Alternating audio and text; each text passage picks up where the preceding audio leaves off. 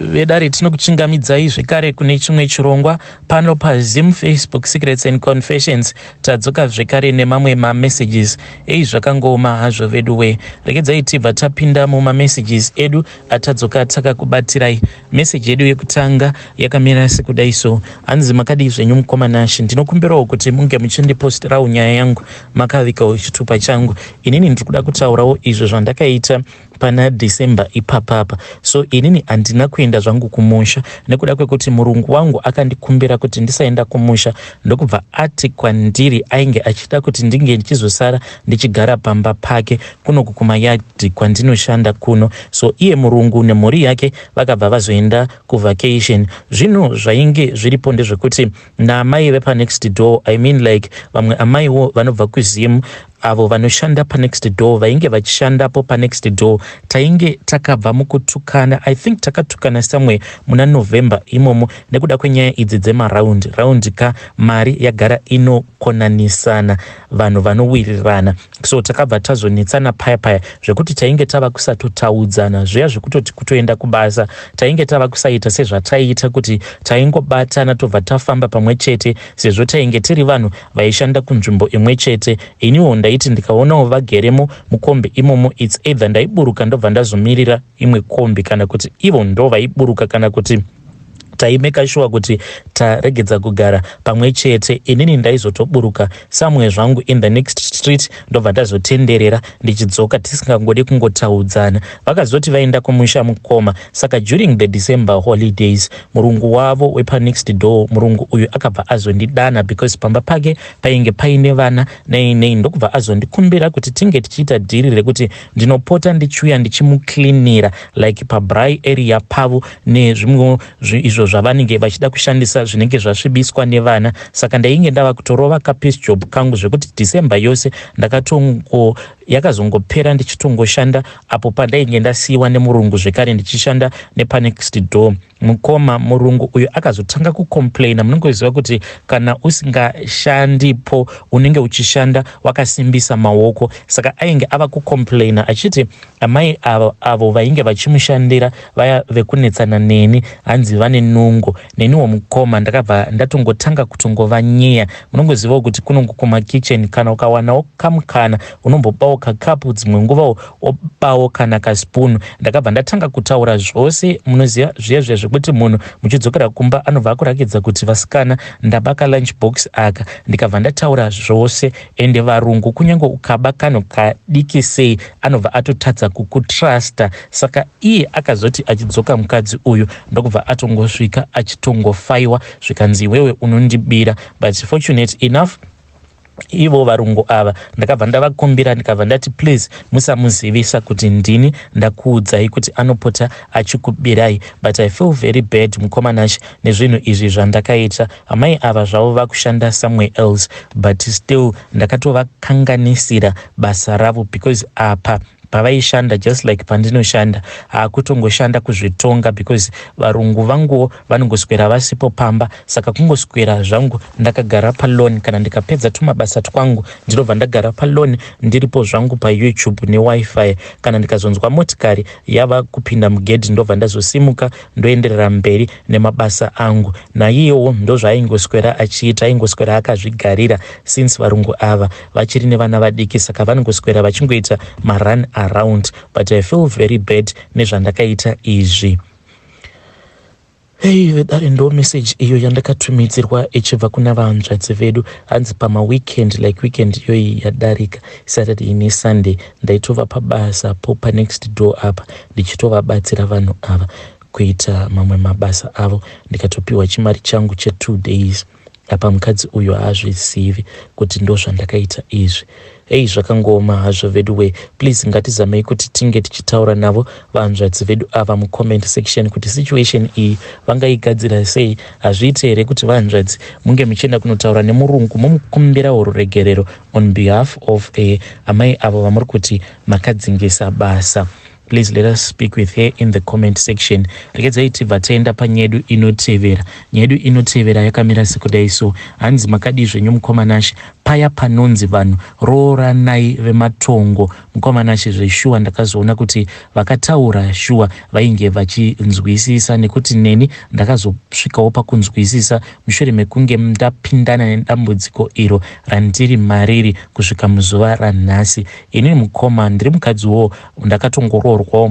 Munoziva zviya zvekuti kana mugere mose kunyika dzevatorwa munozotongogumisidzira mava kugara mose. Inini nemurume wangu tigere kuno kunyika kwevatorwa kuno kuBotswana. Nyaya yangu mukoma yakamira sekudai. So ndichizopinda muwanano iyi mukoma, it was all because of desperation. Ndakati ndasvika kuno kuBotswana ndokubva ndazotanga kugara nebest friend yangu. Saka best friend yangu uyu munhu ane moyo wakanaka, but iye anokontrolewa neboyfriend yake. So boyfriend yake uyu munhu atoriwo nemukadzi wake, saka havakwanisi kuwana mukana wekuti vange vachionana somewhere else. Saka iye ndiye anotouya kumba kuma sleepovers. Saka friend yangu iyo yainge isina kundibudira pachena, but with time ndakazotoona kutoti ndo zviripo izvi. Ndikatoona kutoti panapa ndava kutokanganisa rudo rwevanhu, because ainge ava kungoti kana ndikangobuda for 2 minutes ndichiti ndikunotsvaka basa, waibva watoona munhu otodzoka anenge atochinja mood zviya zvekuti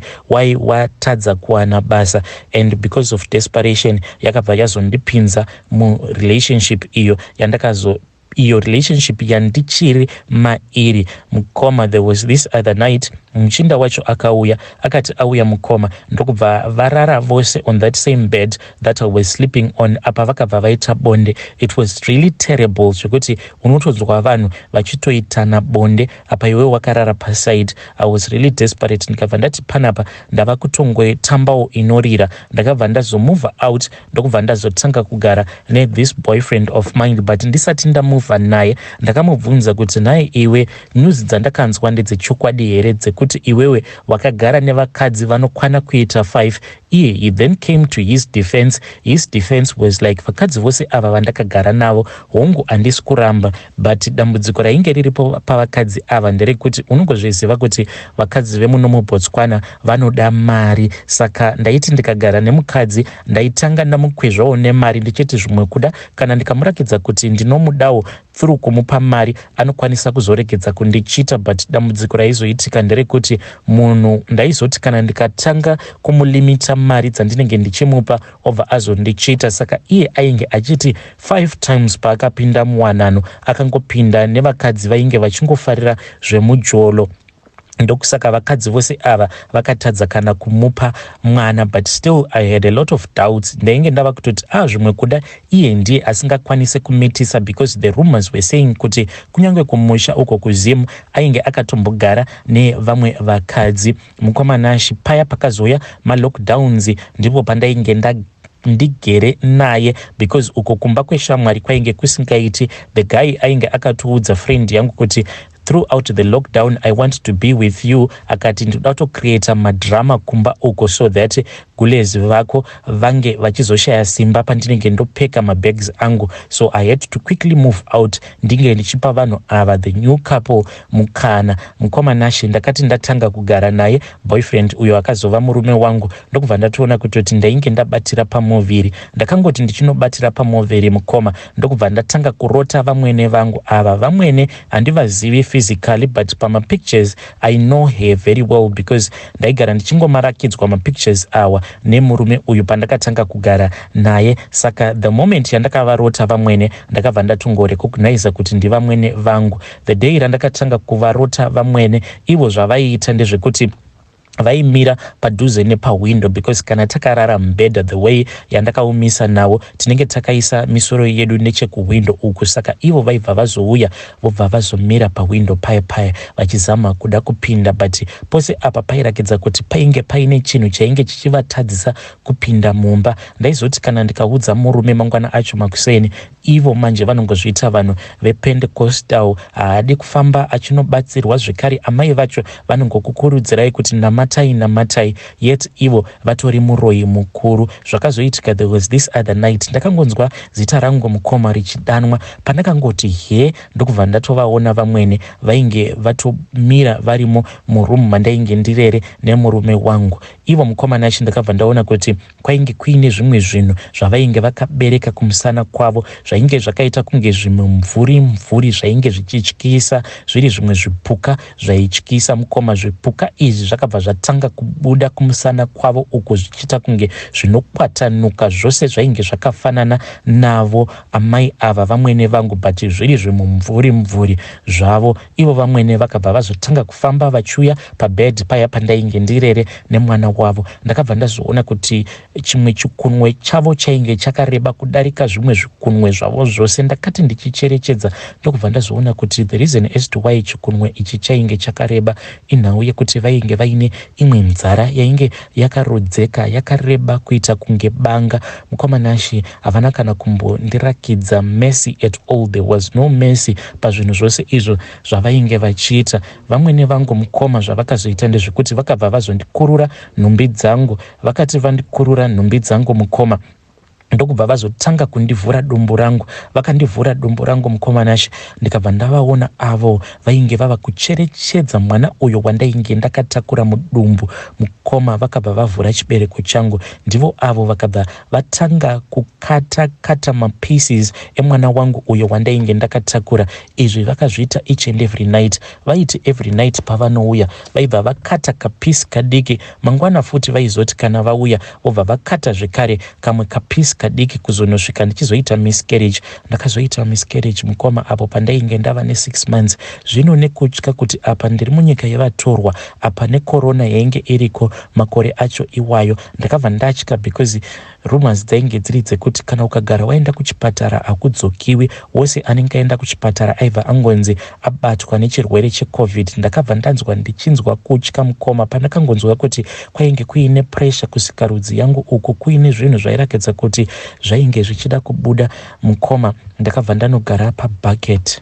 Ndakati ndakagara pabucket paya mukoma ndichitarisira kuti zvimwe kuda mwana uyo ainge afiramo mudumbu achabuda, but mukoma hapana kana chakabuda. Pakangobuda madrops eropa sezviya kana uchatanga kuenda kumaperiods. Pakangobuda tumadrops tushomanana, then ndikabva ndatoregedza kubleeda. Ndo zvakaitika ipapo mukoma. Saka ndakabva ndazotaura namama.